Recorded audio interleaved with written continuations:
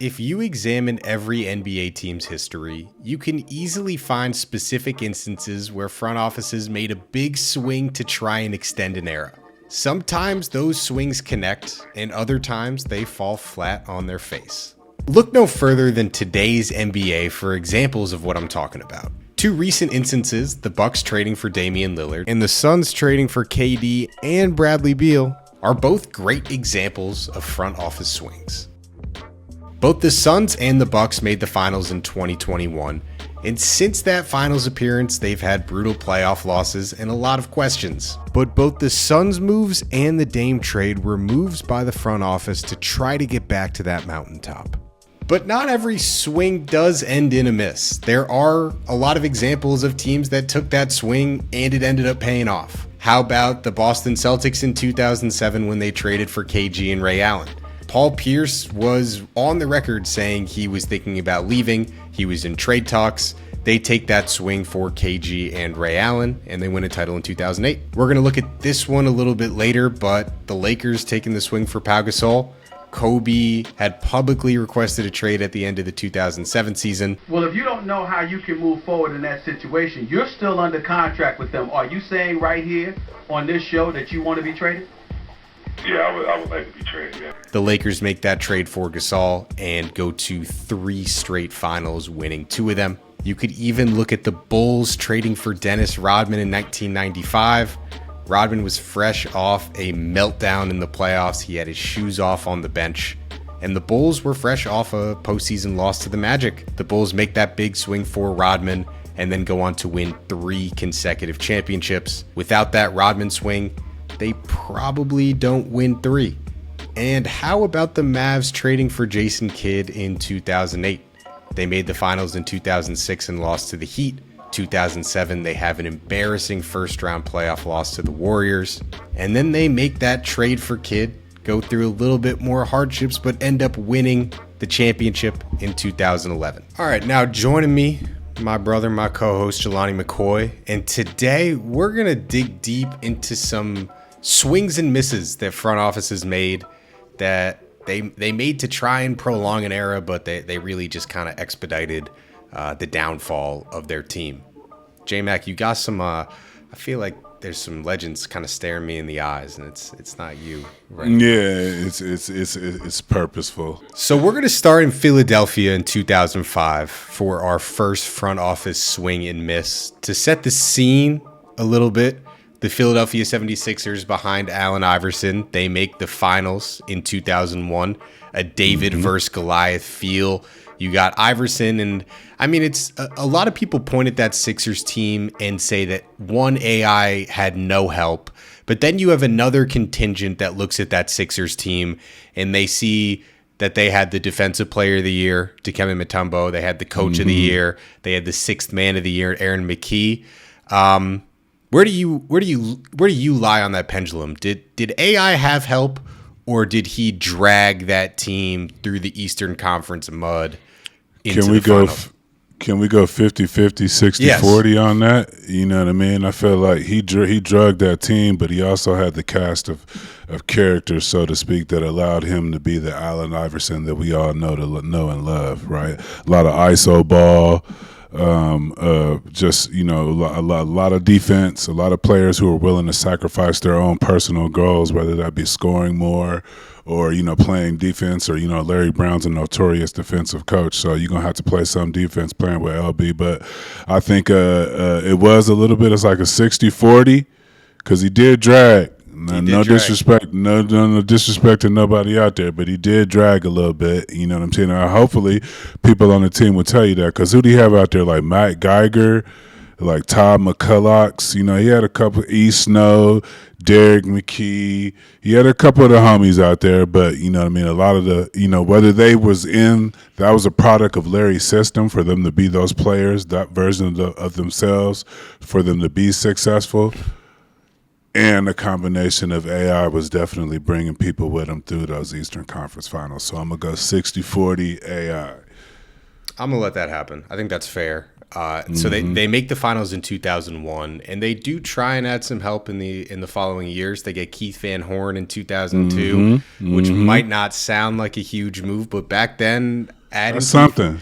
The next year they get Big Dog. They add Glenn Robinson, and neither of those moves really amount to much. 2004, AI gets hurt. He plays something like 50 games. Larry Brown is out. They bring in Mo Cheeks. And so we're in 2005. This is 3 years removed from the 2001 finals.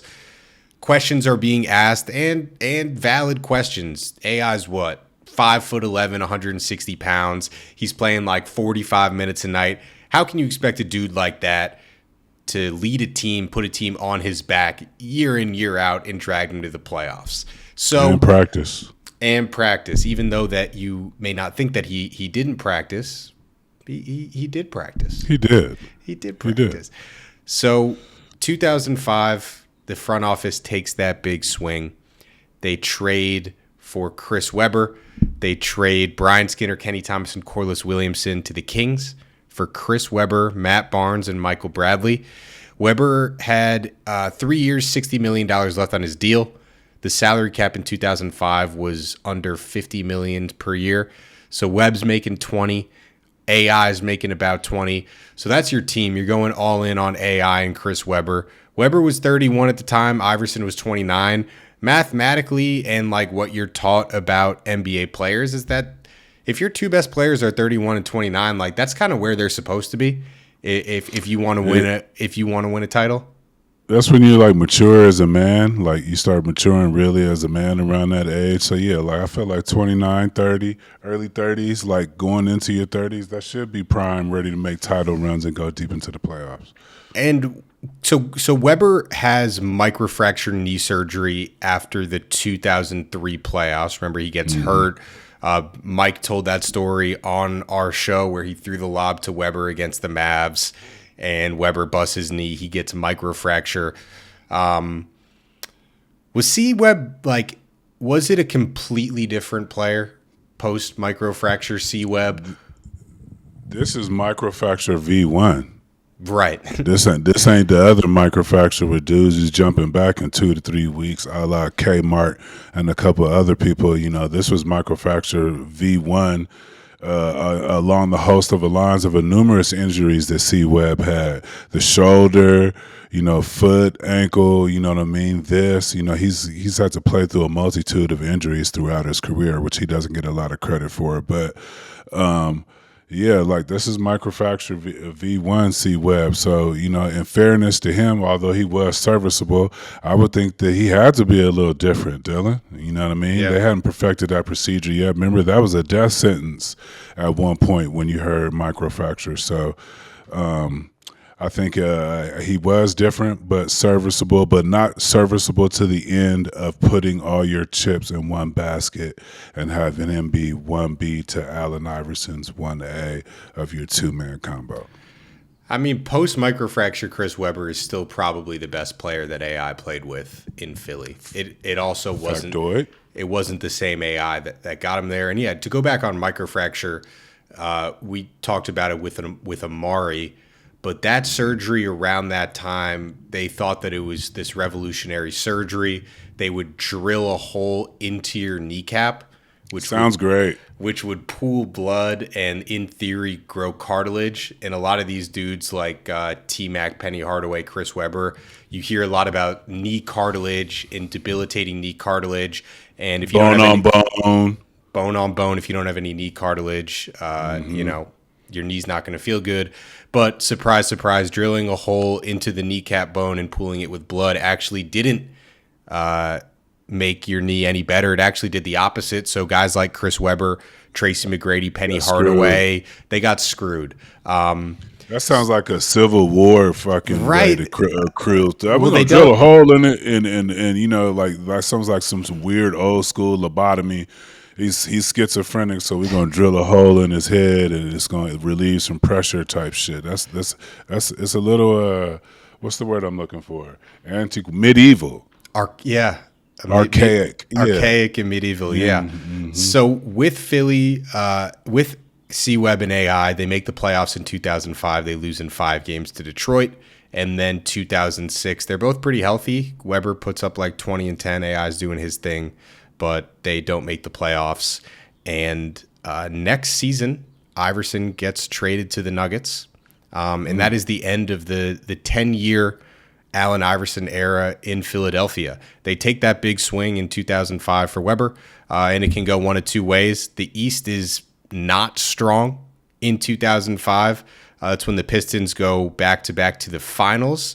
So that's our first example of a big swing that a front office takes. They see the writing on the wall. Allen Iverson's been there for 8 years. He's clearly not super happy. The fans are writing. The media are writing. You need to get AI help. They make that big swing. They try and bring in Weber, and it doesn't work. But that was like a 3-2 count. That was a check swing? On a swing. Yeah, okay. Yeah, you know what I mean? I feel like, they had some work on the bases, and they got to, I feel like, that was the swing you had to take. You had some work on the bases. You had some runners on the bases, so to speak. So I don't feel like that's like, a 3 straight Jose Canseco. I'm trying to knock the ball out of the park, and I'm going to go down in like 4 swings. In all fairness, they had some runners on the base. They got the pitch they were looking for, but they missed. Have you ever wondered if Chet Holmgren might be a descendant of Abraham Lincoln, or if a UFC fighter could beat an alien in a fight? You might have not, and that's okay. But Shea Serrano and Jason Concepcion from Six Trophies podcast have.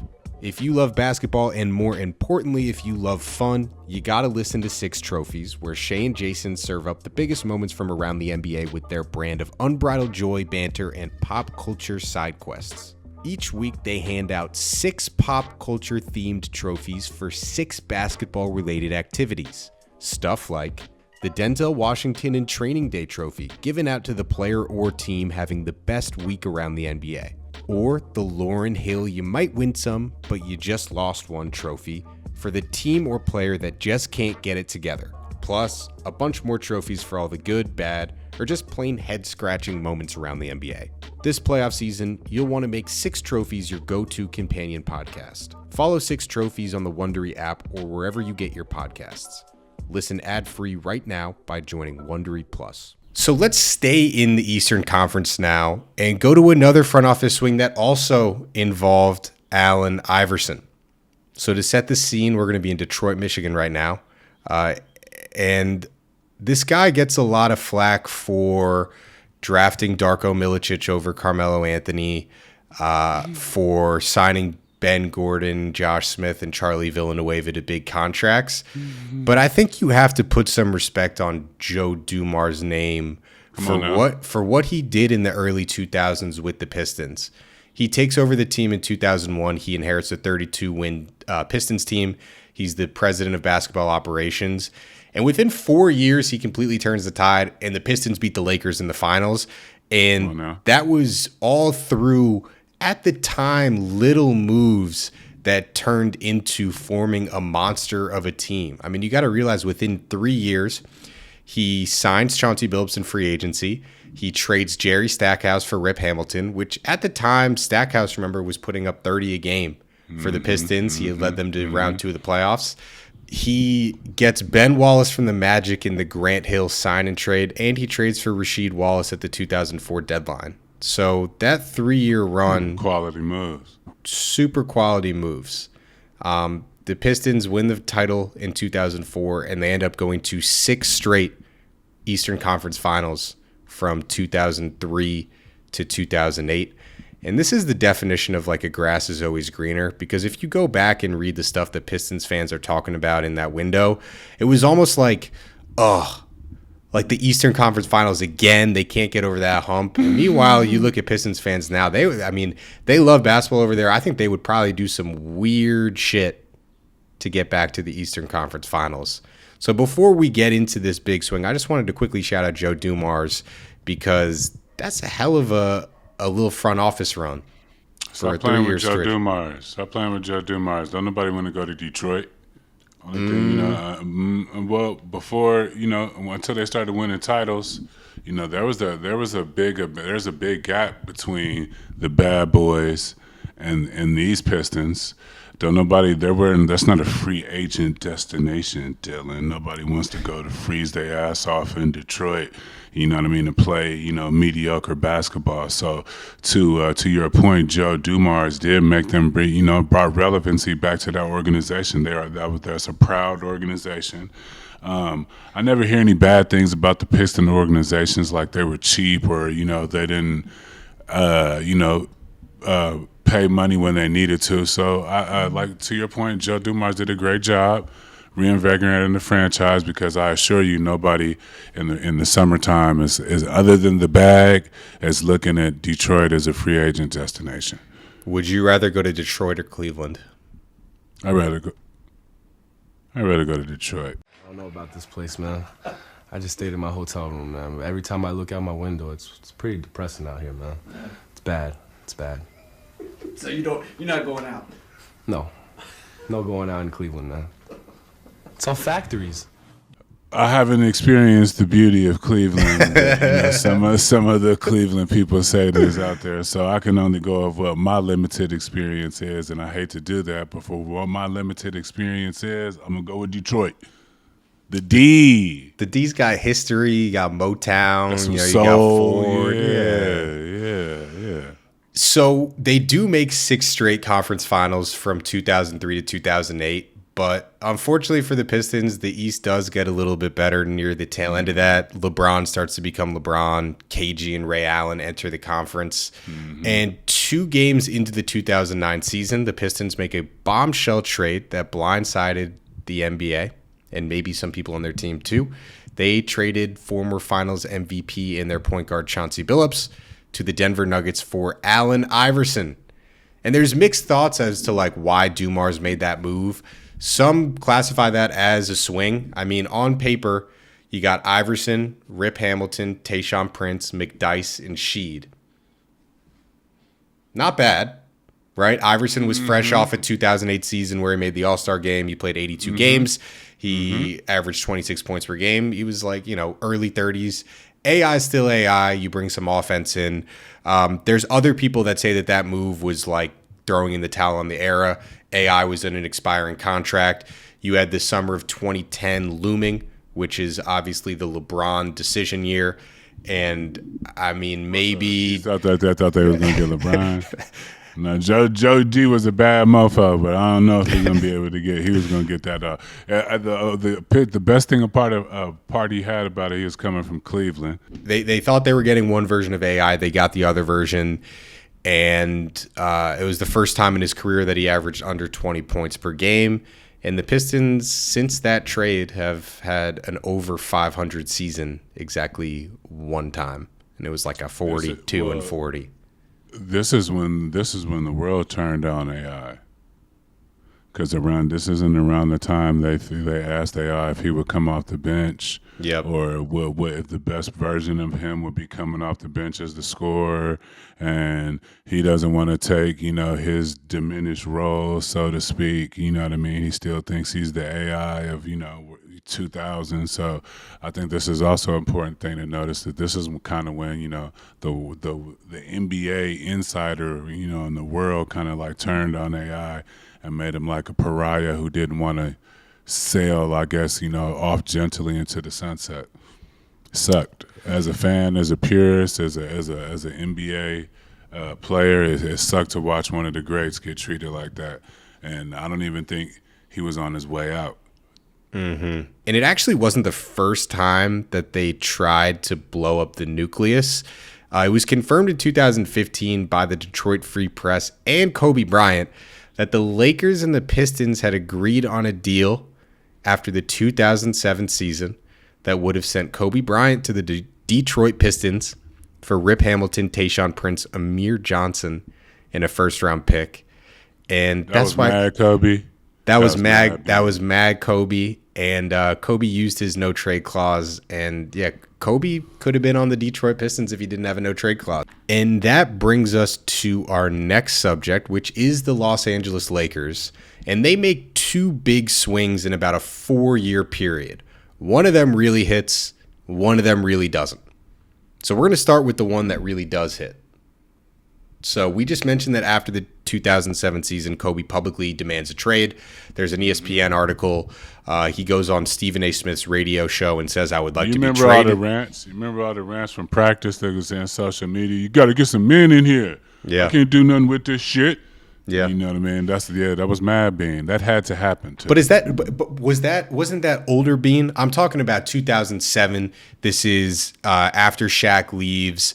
They don't win a playoff series. They don't make the playoffs one year. Shaq wins the ring in Miami. So this is 2000 after the 2007 season where he does this whole tirade. Man, still, yeah. I think Still Mad Bean. There's two spots of Mad Bean, but yeah, still Mad Bean. So he goes on Stephen A's radio show and he says he would like to be traded. Stephen A asks if there's anything the Lakers could do to change his mind, and he says, no, I just want them to do the right thing. And you can't really blame him, right, for asking for a trade. He's 30. Shaq had just won a title in Miami. This is when Shaq's doing, I think this is around the time when Shaq's writing the raps and he's performing at the clubs about Kobe not having a ring. Tell me how my tastes. Yeah. But ultimately, the Lakers never found a trade that Kobe would agree to. But then come February of 2008, at the trade deadline, less than a year after he publicly demands a trade, they do land a trade for all-star big man Pau Gasol. And they trade his brother Mark, but they didn't really give up anything. And if you go back and read, there's a Greg Popovich quote from Sports Illustrated where he thought like the Lakers completely fleeced them and said that the NBA, there should have been like an oversight committee in the NBA because a trade like that can't happen. But it turned out it was a pretty fair trade. I mean, Pau's brother's no joke. Pop was mad because put that guy got in his window, his championship window, bringing Pau Gasol over there. Definitely did. You tried Pop, but you didn't think we noticed, but we did. We know what that was about. And that swing ends up being right on the money. With Gasol, the Lakers make the finals for 3 straight years from 2008 to 2010, and Kobe adds rings 4 and 5 to his belt. So that's a prime example, again, of a swing that if that doesn't hit and the Lakers get bounced again in the playoffs, like Kobe's probably out of L.A. High probability, considering some of the people who we talked to in the front office and some of the players, some of the deals that people hear about in social media that he may or may not have been linked to. High probability that he doesn't stay his entire time in Los Angeles. So then in 2012, right, the Lakers get bounced in the 2011 playoffs. They lose to the Mavs, who end up winning the title. Remember, that was a super ugly end of the series. I think that's when Bynum, he tries to take Barea's head off. Mm-hmm. We wasn't mad at it as Laker fans. We should have did that shit in a couple games previous, and he wouldn't have been acting like he can tip through there like that. I remember watching that series. We needed that foul earlier, but I ain't mad at AB. He crashed out. Ain't that what the young people say? Yeah, it's crashed out. Sick. Yeah. I don't know if they ever put the car. I don't know if they ever put the car back together after that. I think that was kind of the last. Definitely not his. Yeah, definitely not his. We showed up next time with a perm. We got to find him. I would love to talk to him. He's a great, for God's sake. If you see this, somebody at Andrew Bynum, if anybody knows, tell him we're looking for him. Reach out to the Forgotten Seasons page. We would love to sit down and talk about your outstanding career, sir. Andrew Bynum was arguably the second best center. I worked out with AB during my time with the Lakers on the G League team and in the summer. He was nice. He worked out with Kareem. Yeah, huge. 7'2". Good touch. Yeah, good touch. Could move, get up and down a little bit. Andrew Bynum wasn't the problem. Maybe his knees was. But, I know they questioned his love for the game. But, he was doing what he was supposed to do. Sometimes it takes another coach or a change of scenery to invigorate a young person's mind. So the Bynum crash out definitely leads to this next swing. July 2012 and August 2012, first they trade for Steve Nash, and then they trade for Dwight. And, this is one of the first true super teams that we supposedly have. Kobe, Dwight Nash, and Pau Gasol. Around this time, too, there's a lot of coaching drama with the Lakers. You have the brief Mike Brown stint where he comes in, then gets fired. Phil announces to the team in the 2011 playoffs that he has cancer, so he steps away from the team. That's when they bring in Mike Brown. But then he's ready to come back, and they hire D'Antoni instead. And a lot of people thought that it should be Phil to coach that team with Dwight Nash, Kobe, and Pau, but it ends up being D'Antoni. Do you have any insider knowledge just into that whole Phil in and out, Mike Brown, D'Antoni kind of carousel? I don't have any insider knowledge, but what from as a fan and as a part of the organization, it just seemed like a weak move. Nobody want Mike D'Antoni. No disrespect to Mike D'Antoni and his system and what he's brought to the game of basketball, but it just didn't seem as a right fit from the Lakers. I know coming from Mike Brown, he's a defensive-minded guy. Want to practice 3 hours every day. They feel like they need a players coach. But the damn players coach was Phil Jackson. And we should have waited for whatever PJ had to do to get back in there. Only PJ can come in and clean messes like that up, at the time, before he got in his ways and a little bit older, things changed. But, that's what he does, and that was a perfect situation for him to come back in there and do some of that Zen Master-ish. And they wasted it away on, no disrespect, Mike D'Antoni, who really didn't do nothing for the soil, man. He was an outsider looking in, it's just, he always looked like the Phoenix coach over there.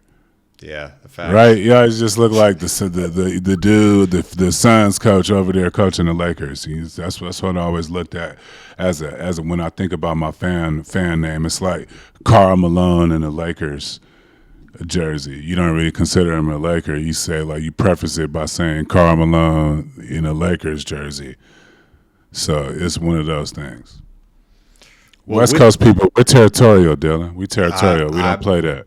Hey. I know. Yeah. The West is different. So that move kind of not only does it not work, it probably leads to Kobe tearing his Achilles too. Both the trades and then getting D'Antoni in. Nash breaks his leg 2 games into the season. He misses 30 games. Dwight's been on the record. He had back surgery like right before that and probably wasn't ready, but rushes back. Definitely wasn't. And it just doesn't work. And then at the end of that season, the Lakers are kind of on the fringe of making the playoffs. And Kobe, in his peak Kobe Mamba, F everybody else, I'm just going to do this myself. I don't know if you know this, but if you look at like the 10 games before he tore his Achilles and what the minute total was, 47, 47, 42, 47, 41, 48. And then at the time of the Achilles snap, he had played 45 minutes. Who is protecting Bean? Well, that probably would have been Phil that would have just said, like, no, dude, you're not going to play 48 minutes a night at 34 He was punking D'Antoni. He was punking them coaches. Whoever came in there that wasn't PJ, he was punking. He was punking Rudy Tomjanovich. He was punking Mike Brown. He was punking basically everybody that came in there that wasn't PJ, and rightfully so. That's the guy you won 5 titles with. That's the guy, his idol coach. You know what I mean? You can't be mad at the guy. And at the end of the day, if those coaches let him punk them and then protect Bean, you know what I mean? They have to fall on the sword at the end of the day. Mm-hmm. So 24 to 2016, the Lakers are horrible. 21, 27, 17 wins. So I just thought that was super interesting in that 3-year window. There's 2 massive swings that they take, and you see how these swings can pan out. One leads to 2 championships. One leads to Kobe tearing his Achilles and the end of his Lakers career not being met with any team success. I think the Lakers probably also did that with Westbrook like 3 years ago, right? They win the title in 20, and then the next season, for some reason, it's not going as they wanted to, and then they trade everything for Westbrook, and here we are now, where it's 3 consecutive years where the Lakers get bounced in the playoffs. Lakers been known to swing. But I respect it.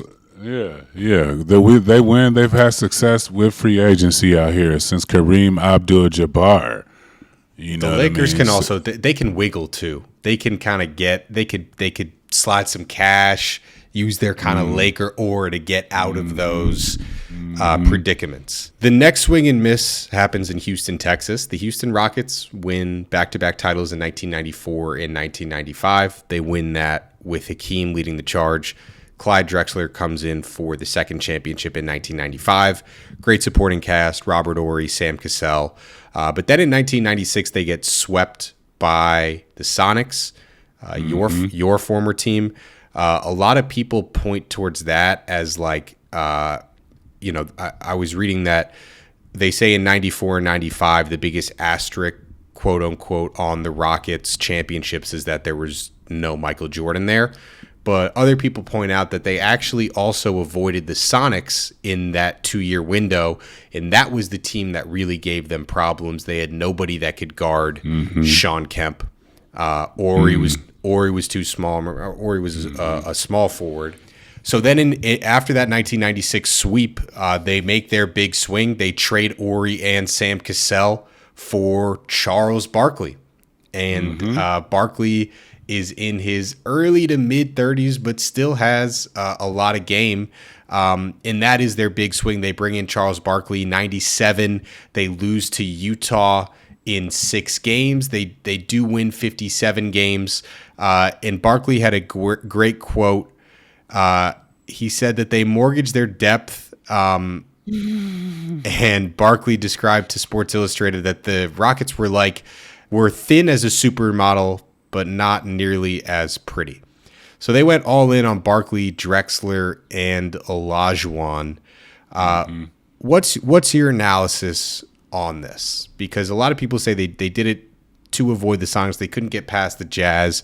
In an alternate universe, could you see that big three of Barkley, Hakeem, and Clyde winning a title? Or do you think this was the wrong swing to make, getting off of guys like Robert Horry and Sam Cassell, who would have a lot of good basketball left in their career and both also win more titles?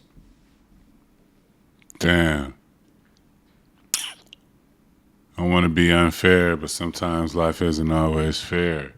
And hindsight is 2020. We can't really think that who would know that Robert Horry would go on to win 5 or however many 5,000 championships, and Sam Cassell, although he did have some championship pedigree in that city.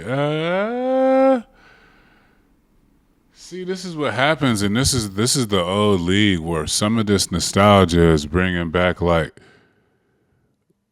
Phi Slamma Jamma back to Houston with Clyde and Hakeem. Right, then you figuring you're going to get Charles Barkley in there. You know, you're thinking you're going to get some semblance of Charles Barkley. And I like, these are all Hall of Famers, Dylan. You're not bringing in, you're not swinging for dumpster trucks. No. But you're mortgaging your depth, and that's kind of what the Suns did. They get Kevin Durant, that's but they what trade. It is. But that's always the move when you make this move, right? It's always a mortgaging the depth or something. So it's a. They didn't really crack like they're supposed to. They didn't crack, but they were good in year one. In the 53 games that Barkley played, they were 41-12. I remember that. I remember that year. I remember Michael. They was playing. That's when he had to play. That's when Barkley was playing in the Jordans. Yeah. Go figure. I remember that year. That team was cool, but for what they wanted, they fell a little short. So it might just have to be a miss at the end of the day. Yep. 98, they lose in round 1 to the Jazz. They were up 2-1, and they had a chance to close out Utah in Game 4. But then Barkley tore his triceps when Greg Foster landed on him. They were outscored 40-16 immediately after the injury, and the series was effectively over after that. And that's when Chuck was racking up injuries. Yeah. Right, I feel like, you know what I mean. The round mound, the rebound had took a course on the human body, and that's when you had the funny style quad roll up. I think Achilles, knee this, back this. I think this was just the accumulation of an NBA career. So, they leverage, they try, and remember the rules changed. Here's another thing about that. Around that time, the rules changed, which nullified a big part of what Charles Barkley's game was successful. You could no longer just pound the ball out for 10, 12 seconds out of the shot clock. Go back and look, do your research. There was a rules change. It was called the Charles Barkley rule, where you could no longer one person, because remember Charles just used to sit and pound on the block for like 10, 12 seconds. It's the post up rule. You can't post up for like more. I think it's 5 seconds. You see what I'm saying? That took away a big part of his game, right? Now he can't get close to that 20-point score. He's more down at a 15, 14, can't get by guys. Guys are bigger, stronger. The Sean Kemps and the more athletic fours are popping up. So there's an asterisk as to these things, as it always is in the league, and that rule change changed that whole course of what that season may or may not look like for the Houston Rockets. Deep cuts, Dylan. So after 98, Clyde retires and goes to coach his alma mater of Houston. They bring in Scottie Pippen. This is after the Bulls win the championship in 98. MJ retires. Barkley signs a 1-year, $1 million deal, kind of a wink. Houston says that they would bag him after that. And the reason he takes that is to open up cap space for Scottie Pippen, who signs a 5-year, $67 million deal with the Rockets. And it kind of seemed like from day one, Scottie came in with that kind of stank face and that Bulls energy. Reserve Rockets player Matt Bullard said about Pippen that he really never tried to make an effort to be a Houston Rocket. He was coming in thinking, hey, I'm Michael Jordan. I mean, not really Michael Jordan, but I'm Scottie Pippen. And the rest of us could feel that. Those type of things still stick with me. Looking back on all the teammates I've had, I would say that Scottie Pippen was not one of my favorite teammates, because when I did play with him, he wasn't really trying to be a Rocket. He was trying to be the man, and it didn't work. And Scottie, reflecting on that year, says, I probably should have listened to Michael a year ago when he said that Charles will never win a championship because he doesn't show any dedication. And I think to this day, Barkley and Scottie don't mess with each other. I mean, both things can be true. Scottie could have came in there thinking he was Michael Jordan and shit. He had every right to come in there and think he was Michael Jordan at the end of the day. But I don't know. Who's supposed to win Matt Bullard over? Yeah. That's true. Wasn't Bullard? It could be the same with me. But he was a fan favorite. Yes, he was serviceable for the Houston Rockets. He was like a good Rocket. Oh, come on, he was a Rockets lifer, man. You gotta show some respect to the dude that's been there for 10 years and was there for a championship. And I get it. Like you don't have to, but nobody wants that energy. And you're not Scottie Pippen from the mid-'90s anymore also. You're old Scottie Pippen. What was Matt Bullard's energy? Was it welcoming? I mean, Matt Bullard was probably just a role player that wanted, gave good. It was probably welcoming. Who knows? We don't know. I've heard a lot. I've heard a lot about Scottie Pippen. His energy. As opposed to Matt Bullard, whether the openness of Matt Bullard would maybe the cause of people acting funny style. I haven't heard that. I concur, and Matt Bullard's probably a great guy, to be honest with you. He's probably a Houston Rockets lifer for a reason. He's got a nice face, no freaky, looks like a sweet guy. He'll show you where the best barbecue spot was in Houston, wherever you need to move around. Look like a good veteran.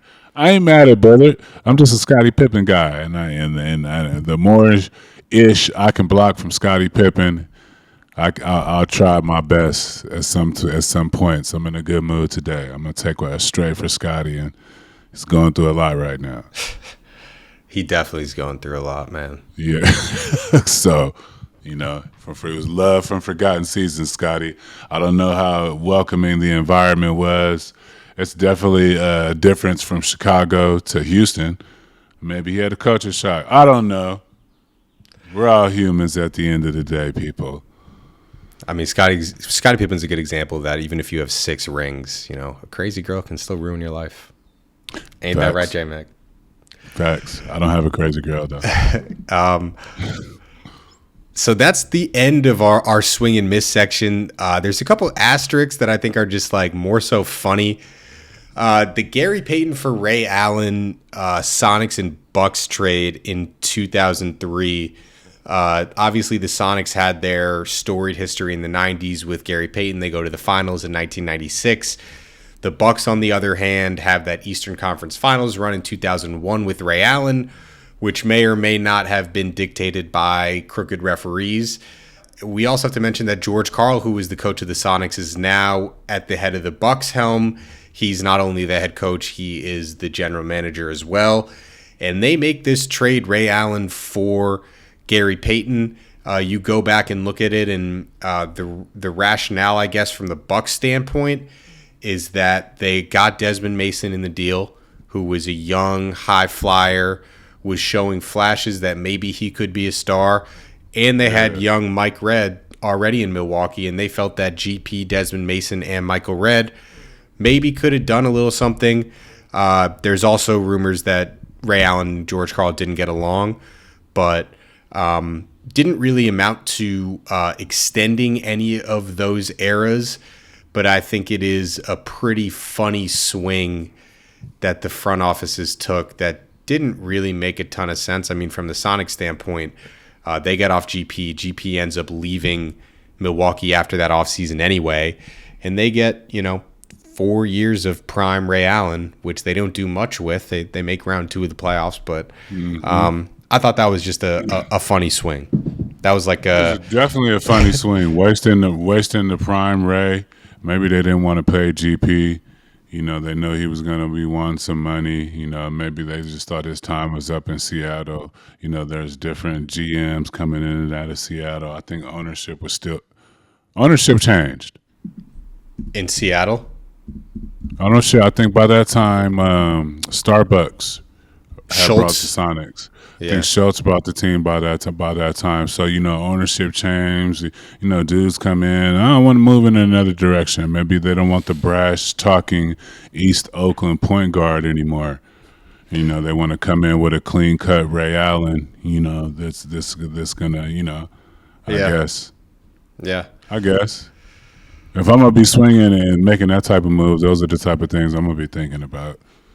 It's a fair hack for sure. Yep.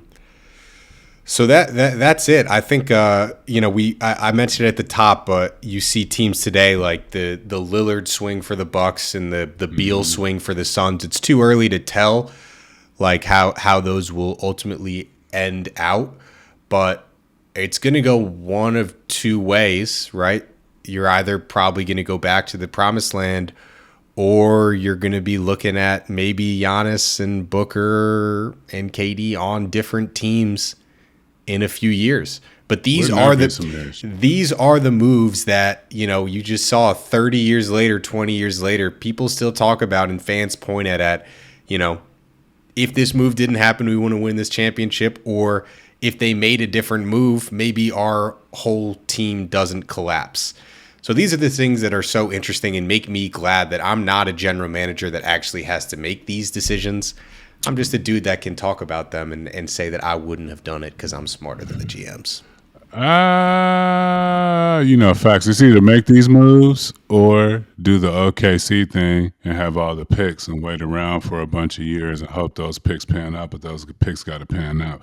And for some of these markets, you can't get that off in every market in the NBA. Some of these people want to win now. They want to at least have an opportunity to win now because it's a lot of legacy markets in the NBA that are sleepy now. I also... again, we said it before, but you got to have respect for the teams that actually make the swings versus like the teams like the Bulls now that are just kind of treading in mediocrity and are content with finishing swinging like Day-Day. They're out there swinging like Day-Day. They really can't got no fighting skills. They're just swinging. No. All right, J-Mac. This was great. We'll be back next week with a guest interview. We'll see who it is. But appreciate you guys listening. We'll catch you next week.